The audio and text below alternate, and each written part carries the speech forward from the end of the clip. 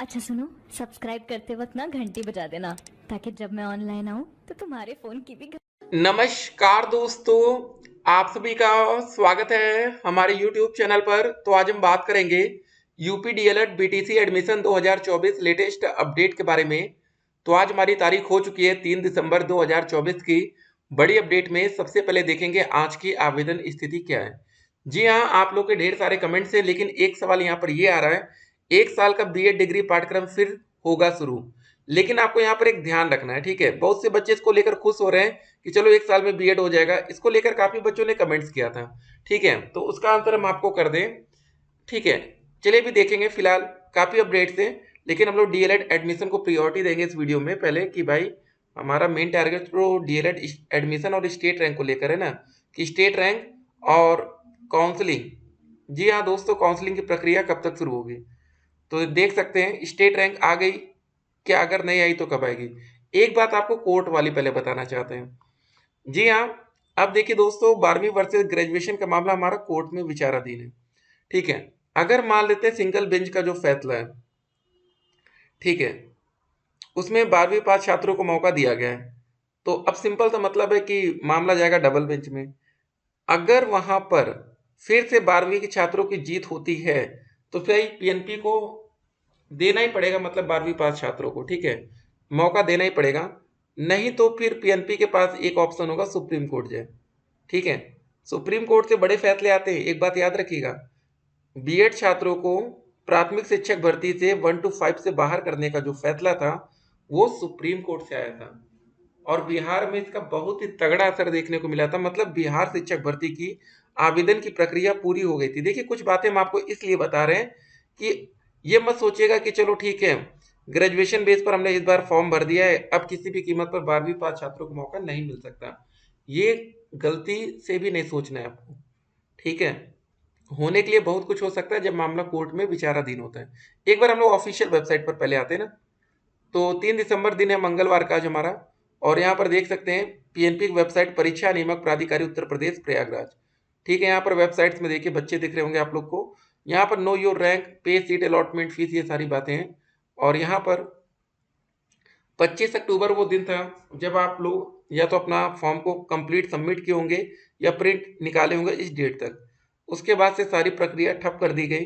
Print application form में अगर आज आप क्लिक करेंगे तो चलिए देख लेते हैं। बाकी यहाँ पर देखिए नो योर रैंक, यहाँ पर भी क्लिक करते हैं तो क्या होता है, ठीक है। तो यहाँ पर लिख कर आ रहा है चेक शेड्यूल एक्टिविटीज क्लोज, आपको नहीं दिख रहा होगा, ठीक है। और यहाँ पर दोस्तों कोई पेज ही ओपन नहीं हो रहा प्रिंट एप्लीकेशन में क्लिक करने पर। चलिए अपनी वीडियो में वापस आते हैं। एक और खबर है, शिक्षा सेवा चयन आयोग पर बड़ा परीक्षा तिथि घोषित करने का दबाव। अभ्यर्थियों ने आयोग में सौंपा ज्ञापन, पुरानी और नई भर्ती के लिए अड़े।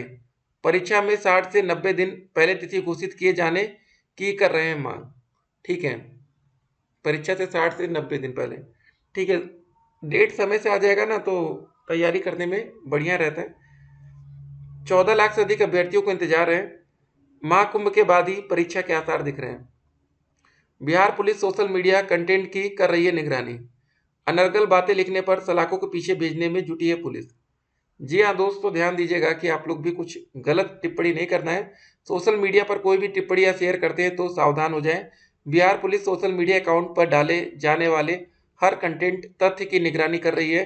कोई भी अनर्गल बात या आपसी विद्वेष फैलाने वाले कंटेंट शेयर किया गया तो दोषी दंडात्मक कार्रवाई के तहत सलाखों के पीछे जा सकते हैं, ठीक है। सारी बातें 20% तक बढ़ सकती है बिजली की दरें।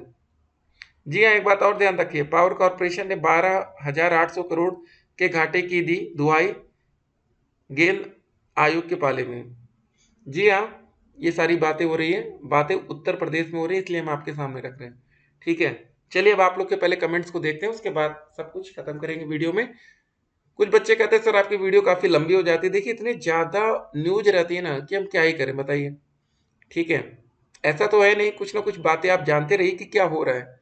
किसी भी चीज को आप इग्नोर नहीं कर सकते, ठीक है। तो पहला सवाल देखिए, मेरिट लिस्ट कब तक आएगी। मेरिट लिस्ट या आप इसे कोई स्टेट रैंक कह सकते हैं, ठीक है। तो अब इसमें देखिए ज्यादा समय लगना नहीं चाहिए। उसका रीजन क्या है ज्यादा समय ना लगने का, क्योंकि लगभग लगभग सभी प्रक्रियाएं समाप्त हो चुकी हैं, ठीक है। अब खाली कोर्ट का एक आदेश है, जैसे पीएनपी को अप्रूवल वहां से मिलेगा तुरंत प्रोसेस शुरू होगा। सर मेरा 202 नंबर ओबीसी डैट मिल सकता है क्या? बिल्कुल भी नहीं सर। प्राइवेट के लिए आप तैयारी रखिएगा, ठीक है। किस्मत रही तो डायरेक्ट में मिल सकता है, ऐसे तो नहीं। सर काउंसलिंग कब से होगी? इंतजार करिए अभी। स्टेट रैंक आ गई क्या? अगर अभी आपकी स्टेट रैंक नहीं आई तो कब तक आएगी? देखिए ये मामला कोर्ट में है। अब यहाँ पर दो कंडीशन है। एक तो ये कंडीशन है, अगर पीएनपी ने डबल बेंच में, ठीक है, मामला ले जाती है जहां पर अभी फिलहाल 12वीं पास छात्रों की जीत हुई है, तो जब तक इस ऑर्डर में स्टे ऑर्डर नहीं लगेगा, ठीक है, तब तक ये प्रोसेस आगे का शुरू नहीं हो पाएगा। सिर्फ केस फाइल करने से काम नहीं होगा, कम से कम इनको यहाँ पर स्टे ऑर्डर तो चाहिए होगा ना। सर मेरा इस साल फर्स्ट सेमेस्टर में एडमिशन हो गया था, फिर इंटर्नशिप भी कंप्लीट हो गई, पर मेरे ग्रेजुएशन का रिजल्ट लेट हो आया था, इसलिए एग्जाम टाइम पर एडमिशन कैंसिल हो गया। तो सर इस बार काउंसलिंग में नेम आ जाएगा क्या? बिल्कुल आ जाएगा। देख सकते हैं दोस्तों, यही वाली बात हम आपके सामने पहले बता रहे थे कि सर देखिए सवाल फिर से ध्यान दीजिएगा, इंपॉर्टेंट है। सर मेरा इस साल फर्स्ट सेमेस्टर में एडमिशन हो गया था, इंटर्नशिप भी कंप्लीट हुआ, पर मेरा ग्रेजुएशन का रिजल्ट लेट आया, इसलिए एग्जाम टाइम पर एडमिशन कैंसिल हो गया। यही बात हम आपसे कहते हैं कि कुछ चीज़ें रहती है जिसको आप हमेशा ध्यान में रखेंगे, ठीक है। जब तक आपका रिजल्ट नहीं आता ग्रेजुएशन का, आप एडमिशन के पात्र नहीं होते। सर मेरा 235% बन रहा है, क्या मुझे यूपी गवर्नमेंट कॉलेज मिलेगा ओबीसी से? जी हाँ, चांस काफ़ी ज़्यादा रहेगा। सर मेरा ओबीसी से 205 है, प्राइवेट मिल पाएगा आपको। स्टेट रैंक के बारे में कुछ पता चला सर, प्लीज़ बताइए। देखिए मामला सब कुछ कोर्ट के पाले में है, कोर्ट से जैसे कोई अपडेट आएगी आप तक पहुंचाई जाएगी। सर मेरा 240 नंबर है ओबीसी से, क्या मुझे जी हाँ आराम से मिल जाएगा। इस ईयर डीएलएड में एडमिशन होगा कि नहीं? सही सही बताइए। अब देखिए अगर आप इस साल की बात करें तो 2024 महीने लगभग समाप्त है ना यार, 3 दिसंबर आज हो ही गई है, ठीक है। लेकिन आपका बैच 2024 के नाम से ही जाना जाएगा, ठीक है, भले आपकी क्लास जनवरी 2025 में क्यों ना स्टार्ट हो। Sir good morning. सर ये कौन 8 सब्जेक्ट है उनकी डिटेल्स जानकारी दीजिए। चलिए ठीक है, आपको बताते हैं। पहला विषय आपका रहेगा बाल विकास का, दूसरा विषय रहेगा शिक्षण अधिगम के सिद्धांत का, तीसरा रहेगा आपका साइंस का विज्ञान का, चौथा रहेगा मैथ, ये तो हमारा फेवरेट है, ठीक है, पांचवा रहेगा आपका सामाजिक अध्ययन, छठा नंबर रहेगा हिंदी, सातवां नंबर रहेगा आप या तो संस्कृत लीजिए या तो उर्दू लीजिए, आठवां नंबर रहेगा आपका कंप्यूटर का सब्जेक्ट। टोटल ये 8 विषय आपको प्रथम सेमेस्टर में पढ़ने पड़ेंगे, ठीक है। ज़्यादा डिटेल्स नहीं देंगे ना तो कुछ बच्चे गुस्सा करेंगे। डीएलएड में वेब रजिस्ट्रेशन के बाद ईडब्ल्यूएस बनवा सकते हैं क्या? अगर बन जाए तो एडमिशन ईडब्ल्यूएस के ऊपर होगा या नहीं? देखिए फॉर्म भरते समय अगर आपने ईडब्ल्यूएस कैटेगरी सिलेक्ट की तब तो ठीक है, नहीं कि जनरल से यूआर से भर दिया तो अब कोई फायदा भी नहीं बनवा के। स्टेट रैंक कब आएगी सर? जल्दी आपको देखने को मिलेगा संजय जी। यूपी से डायरेक्ट एडमिशन हो जाएगा, बिल्कुल होगा, लेकिन ये काउंसलिंग के बाद होता है ये प्रोसेस। हाँ, अगर आपने फॉर्म नहीं भरा तो कुछ माइनॉरिटीज के कॉलेज है वहां पर संपर्क में रहिए। ये बताओ एडमिशन होगा इस बार की नहीं? एडमिशन तो होगा ही ना, कुछ नहीं होने का, हमने तो एमएससी छोड़कर अफसोस कर रहे हैं। देखिए आप कोई चीज कभी छोड़ा मत करिए, ठीक है। अगर आप कोई चीज कर रहे हैं तो छोड़ना क्या, नहीं कर रहे हैं तो कोई बात ही नहीं है। तो फिलहाल हमने तो पहले ही आपको बोल दिया था कि आप लोग कहीं ना कहीं कोई ना कोई एग्जाम की प्रिपरेशन करते रहिए। देखिए खाली कभी नहीं बैठना चाहिए, कुछ ना कुछ तैयारी में लग रही है। Sir ji what to do what not to do, ये सब it's a big problem sir. फिलहाल आप लोग तैयारी में लगे रहिए, कोई ना कोई कंपटीशन एग्जाम की। कोर्ट में भी अपील नहीं हुआ है, ठीक है। तो सारा देखिए पीएनपी के हाथ में, आप लोग तो कुछ कर भी नहीं सकते हैं। सर मैं आपके रेगुलर वीडियो को देखता हूँ और आपके जैसा कोई इस तरह अच्छे से नहीं समझा सकता। चलिए आपका वेलकम है Rohit Gautam ji. Sir when will the UP DLED state rank be shown? Sir the session is very late. Will the session become zero due to delay? देखिए अगर आपने रजिस्ट्रेशन कर दिया, अगर नहीं किया होता तो मान सकते थे। देखिए एक बात समझ लीजिए, अगर आज की डेट तक आपकी रजिस्ट्रेशन की प्रक्रिया शुरू ना होती तो डेफिनेटली आपका 2024 का सत्र शून्य हो जाता, क्योंकि एक महीने के बाद 2025 के सेशन में आएंगे तो 2025 के नाम से आपका एडमिशन लिया जाता। लेकिन आप पीएन पे कुछ कर ही नहीं सकती। सर ओबीसी गवर्नमेंट रैंक कितनी जा सकती है? मेरा 228 है, ठीक है। ये सेकंड राउंड में आपको चांस देखिए क्या होता है। सर मेरा 230 है जनरल से, ईडब्ल्यूएस भी है। जी हाँ आपको चांस बन सकता है सरकारी का। लगता है यूपी डीएलएड 2024 का एडमिशन नहीं होगा, दूसरे कोर्स में दाखिला ले लो अगर हो रहा है तो, ठीक है। अगर आप इस टाइम तक वेट कर लिए ना तो बेहतर है कि आप कोई कंपटीशन एग्जाम की तैयारी भी कर सकते हैं, ताकि अगर 6 महीने आप अच्छे से पढ़ लिए तो हो सकता है कहीं ना कहीं आपकी नौकरी ही लग जाए। सर जी ये क्या इसका रजिस्ट्रेशन लेने से पहले इसका कोई टेस्ट लिया जाता है जिसका रैंक बनती है? प्लीज़ मुझे पता नहीं बताना प्लीज़। देखिए आपका जो एडमिशन की जो रैंक बनती है वो आपके हाई स्कूल के परसेंटेज, इंटर के परसेंटेज और ग्रेजुएशन के परसेंटेज को जोड़कर बनती है, ठीक है?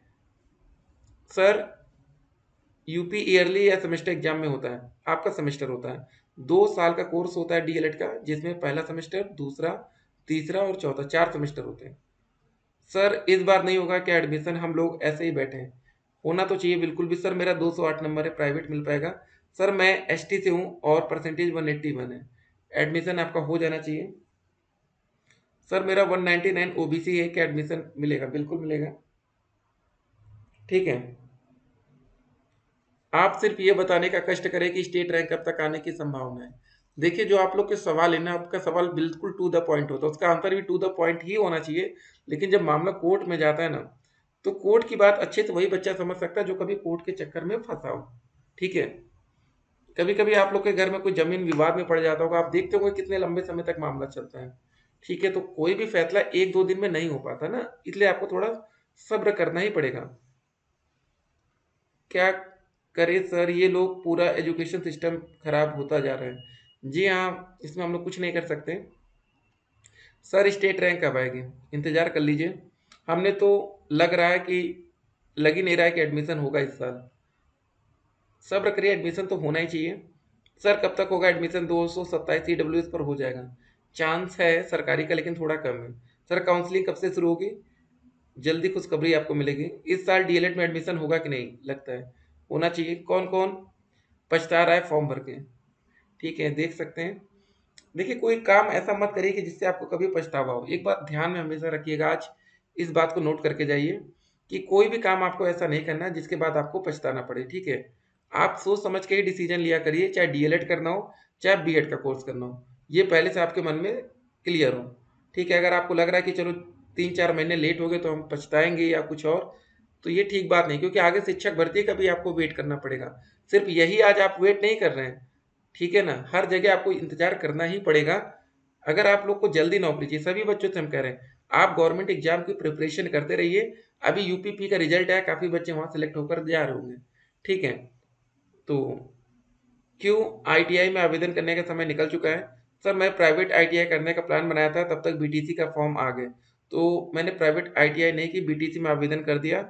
अब ना ही बीटीसी में एडमिशन हुआ ना ही आईटीआई में हुआ। इंतजार करिए गौरव जी, सब कुछ सही होगा।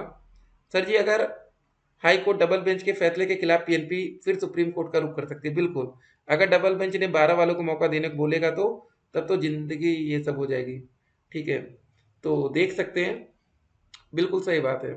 अगर डबल बेंच से भी 12वीं पास छात्रों की जीत होती है तो आपको फिर सुप्रीम कोर्ट का वेट करना पड़ेगा, पीएनपी क्या करती है देखना पड़ेगा। देखिए पीएनपी या तो चाहे ना, अगर आज के आज एडमिशन को शुरू कराना है तो 12वीं पास छात्रों को मौका दे दे, बात ही खत्म हो जाए, ठीक है।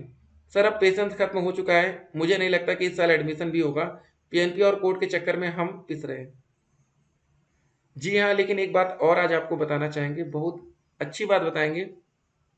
डीएलएड और बीएड, जब दोस्तों बीएड के छात्रों को 1 to 5 शिक्षक भर्ती में मौका दिया गया था पहली बार, उस समय अगर डीएलएड के बच्चे मतलब अच्छे तरीके से जाते ना, कोर्ट का सहारा लेते हैं, तो बीएड के बच्चों को बहुत पहले ही 1 to 5 से बाहर कर दिया गया होता है, ठीक है। जैसे आज पीएनपी ने मन बनाया है कि चलो हम 12वीं पास छात्रों को बाहर करते हैं, ठीक है। तो अब आपको यहाँ पर लेट हो रहा है, ठीक, लेट हो रहा है ना। अब आपका मन कुछ बच्चों का ये कह रहा होगा छोड़ो यार, 12वीं पास छात्रों को भी मौका दे दो, सबको एडमिशन दो, कोई बात नहीं। और लेकिन कुछ बच्चे ये सोच रहे होंगे अरे हमने 3 से 4 साल ग्रेजुएशन में लगा दिया और वो 3-4 साल आपसे आगे हो जाएंगे, ठीक है ना। तो ये सारी बातें होती हैं जो आप लोग नहीं समझ पाते, बाद में लगता है कि यार ठीक है, उसी समय ये सब कुछ फाइनल हो जाना चाहिए था। तो आज फाइनल हो रहा है तो आपको दिक्कत हो रही है। स्टेट रैंक का रिजल्ट आप देख सकते हैं, 2023-2024 का भी आपको ऐसे ही देखने को मिलेगा। क्या आपका नाम, पिताजी का नाम, जेंडर, कैंडिडेट्स की कैटेगरी, ये सारी चीजें रहेंगी, ठीक है। लेकिन स्टेट रैंक जो आपका सवाल था ना किसी बच्चे का कैसे आती, तो यहाँ पर देख लिखा हाई स्कूल का परसेंटेज यहाँ पर दिख रहा है 82, इंटरमीडिएट में 72, 77। तो इस बच्चे की रैंक बनी थी 19,560, ठीक है। तो इस हिसाब से इनको सरकारी कॉलेज भी आगे जाके मिला है, ये देखिए, ठीक है। और एक बच्चे की जनरल में ज़्यादा नंबर थे लेकिन नहीं मिला क्योंकि इन्होंने ईडब्ल्यूएस का सर्टिफिकेट नहीं लगाया। यहाँ पर दोस्तों देख सकते हैं ये आपका जो रजिस्ट्रेशन आपने किया था ये सबसे इम्पोर्टेंट डॉक्यूमेंट्स होता है। ये इसी के आधार पर आपका एडमिशन होगा या निरस्त कर दिया जाएगा। ठीक है, ये दोस्तों काउंसलिंग का प्रोसेस है। आपकी काउंसलिंग तभी हो सकती है जब आपकी रैंक 1 से लेके 2,40,000 में होनी चाहिए। दोस्तों ये जरूरी डॉक्यूमेंट्स की लिस्ट है। अलॉटमेंट लेटर, आवेदन पत्र का print out, high school, intermediate, graduation का रिजल्ट और सर्टिफिकेट्स।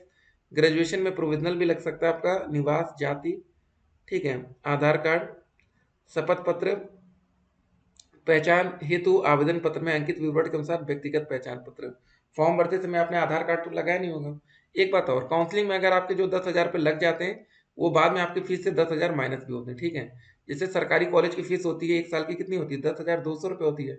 आपने एडवांस में अगर 10,000 दे दिया है तो आपको बाद में मात्र 200 रुपये में एडमिशन होगा। ठीक है, 200 रुपीज़। प्राइवेट कॉलेज की फीस 41,000 होती है, 10,000 माइनस कर दीजिए, बाद में आपका 31,000 रुपये एडमिशन हो जाएगा। ठीक है ना। चलिए, हम लोग वीडियो काफ़ी लंबी हो गई, फिर मिलते हैं। देखिए, आप लोग कहते होंगे यार कि वीडियो बहुत लंबी कर देते हैं। एक बात और आपको बता दें वीडियो के अंत में, देखिए जो 1 साल वाले बीएड की बात हो रही है, इसमें 4 वर्षीय स्नातक या स्नातकोत्तर का पाठ्यक्रम पूरा कर चुके विद्यार्थियों को दाखिला ले सकेंगे। अगर आपको 1 साल का बीएड करना है तो आपका कम से कम 4 साल वाला ग्रेजुएशन होना चाहिए। मैक्सिमम बच्चे 3 साल का ग्रेजुएशन करते हैं। अब 2 साल में बीएड क्या होगा, 3 वर्षीय स्नातक करने वाले विद्यार्थियों को दाखिला मिलेगा। स्नातक के बाद ही शिक्षक बनने के इच्छुक अभ्यर्थियों को फायदा मिलेगा। ठीक है, तो कुल मिला के यहाँ पर मैक्सिमम बच्चे जो डीएलएड करने जा रहे होंगे 3 साल वाला ही ग्रेजुएशन के होंगे। ठीक है, तो आपको कुछ उतना फायदा मिलेगा नहीं। क्या डेट एक बार और एक्सटेंड हो सकती है फॉर्म भरने की? जी हाँ, क्योंकि जब तक स्टेट रैंक नहीं आती तब तक आप उम्मीद लगाए रह सकते हैं। करेक्शन होगा कि नहीं, नहीं हो पाएगा ये। डायरेक्ट एडमिशन काउंसलिंग के, ठीक है, बाद ही आप सोचिएगा। और डायरेक्ट कॉलेज की या सरकारी या प्राइवेट कॉलेज की cut off 230 plus, 225 plus, 215 plus, बाकी 200 प्लस। फिर मिलते हैं, स्टे कनेक्ट।